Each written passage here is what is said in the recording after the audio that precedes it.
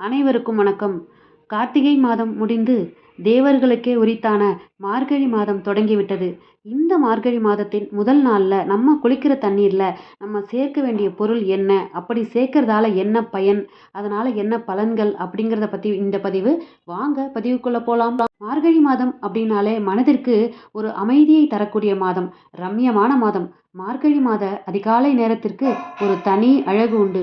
அதை இது நாள் வரை அனுபவிக்காதவர்கள் நாளைய தினம் அனுபவித்து பாருங்கள். நாளை அதிகாலை 4 மணிக்கு எழுந்து குளிர்ந்த நீரில் நீராடி அப்படியே வீட்டு பக்கத்தில் இருக்கும் கோவிலுக்கு நடந்து சென்றால் இந்த ஜென்மத்தின் பலனை முழுமையாக அடைவீர்கள்.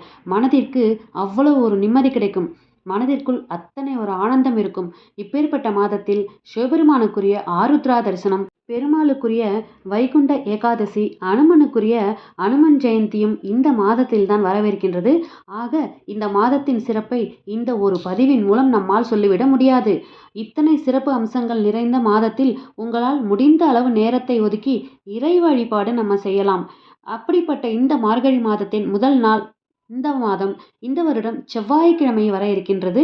ஸோ முருகனுக்குரிய செவ்வாய்க்கிழமையோடு சேர்ந்து இந்த பெருமாளுக்குரிய மாதம் வர இருக்கிறதால நம்ம காலையில் கண் விழித்து இந்த நேரத்தை இனிமையானதாக ஆக்கிக்கணும்.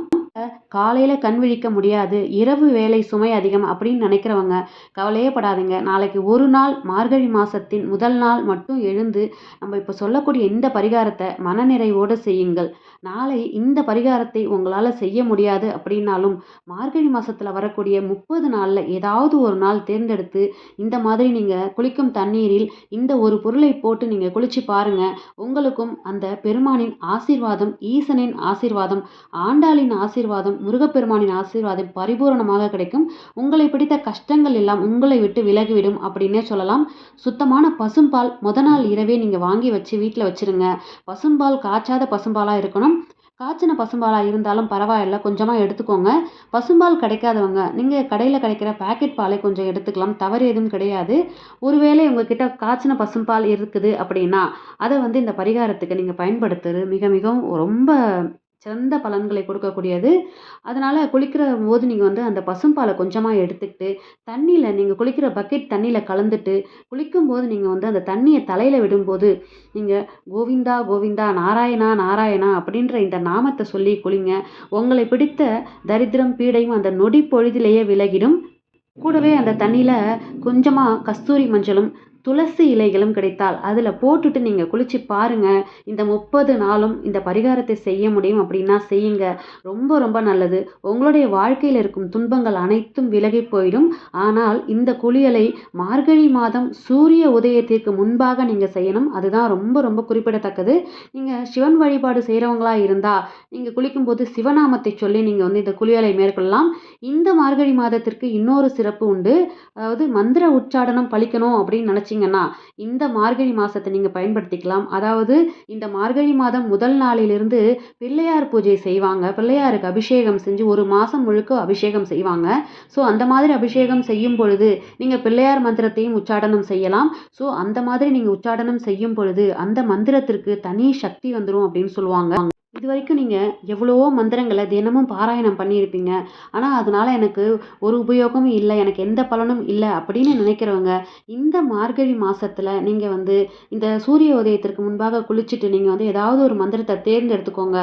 அந்த மந்திரத்தை உருவேற்றணும் அப்படின்னு நினச்சிங்கன்னா இந்த மார்கழி மாதம் 30 நாளும் காலையில் குளிச்சுட்டு பூஜை அறையில் ஒரு சிவபெருமான் முன்னாடியோ அல்லது பெருமாள் முன்னாடியோ ஒரு விளக்கு ஏற்றி வச்சுட்டு நீங்கள் சொல்ல வேண்டிய மந்திரத்தை அல்லது உங்களுடைய இஷ்ட தெய்வத்திற்கு முன்னாடி அந்த விளக்கை ஏற்றி வச்சுட்டு நீங்கள் என்ன மந்திரம் சொல்ல நினைக்கிறீங்களோ அந்த மந்திரத்தை சொன்னீங்க அப்படின்னா கண்டிப்பாக அது சித்தி ஆயிடும். அதுக்கப்புறம் அந்த மந்திரத்தை சொல்லி நீங்கள் எந்த முயற்சியில் மேற்கொண்டாலும் அந்த முயற்சிகள் எல்லாம் வெற்றியாக அமையும். இத்தனை சிறப்பு அம்சங்களையும் கொண்ட இந்த மார்கழி மாதத்தில் வரக்கூடிய நாட்கள் யாரும் தவற விட்டுறாதீங்க. வாய்ப்பு இருக்கிறவங்க உங்களால் முடிந்தால் அத்தனை இறை வழிபாட்டையும் செஞ்சு நீங்கள் பயன்பெறணும்னு கேட்டுக்கிறேன். இந்த மார்கழி மாதத்தில் தனுர் மாத பூஜையில் கண்டிப்பாக கலந்துக்கோங்க. மார்கழி மாதத்தில் இந்த தனுர் மாத பூஜையை தவற விடாதீங்க யாருமே. கண்டிப்பாக 30 நாளில் ஒரு நாளாவது இந்த தனுர்மாத பூஜையில் கலந்துக்கிட்டு நைவேத்தியம் பண்ணி எல்லோருக்கும் பிரசாதமாக நீங்கள் வந்து போய் உங்கள் கையால் கொடுத்துருங்க. அதுக்குண்டான பலனே தனி பலன். அதே மாதிரி மார்கழி மாதத்தில் காலையில் எந்திரிச்சு வீட்டு வாசலில் நீங்கள் கோலம் போட்டுட்டு 2 அகல் தீபங்கள் ஏற்றி வச்சுட்டு அந்த 2 அகல் தீபத்திலையும் நீங்கள் பச்சை கற்பூரத்தையும் கொஞ்சம் போட்டு கிராம்பையும் போட்டு வைங்க. உங்களுக்கு பணப்பிரச்சனைகள் அப்படிங்கிறதே வராது. கல்யாணம் ஆகாதவங்க பாவை நோன்பு மாதிரி இருந்து நீங்கள் உங்களுடைய கல்யாணத்தை வந்து நீங்கள் வந்து நடத்திக்கிறதுக்கு இந்த மார்கழி மாதம் ஒரு உபயோகமான ஒரு மாதமாக இருக்கும். நிச்சயமாக கன்னிப்பெண்கள் இதையும் ட்ரை பண்ணுங்க. இப்போ நான் சொன்ன இந்த பதிவில் உங்களுக்கு விருப்பம் இருக்குது அப்படின்னா நம்ம சேனலை உடனே சப்ஸ்கிரைப் பண்ணி சப்போர்ட் பண்ணுங்கள். இந்த பதிவுக்கு ஒரு லைக் கொடுத்துட்டு உங்கள் ஃப்ரெண்ட்ஸ் அண்ட் ஃபேமிலிக்கு ஷேர் பண்ணி பாருங்கள். மீண்டும் அடுத்த பதிவில் சந்திக்கிறேன். நன்றி, வணக்கம்.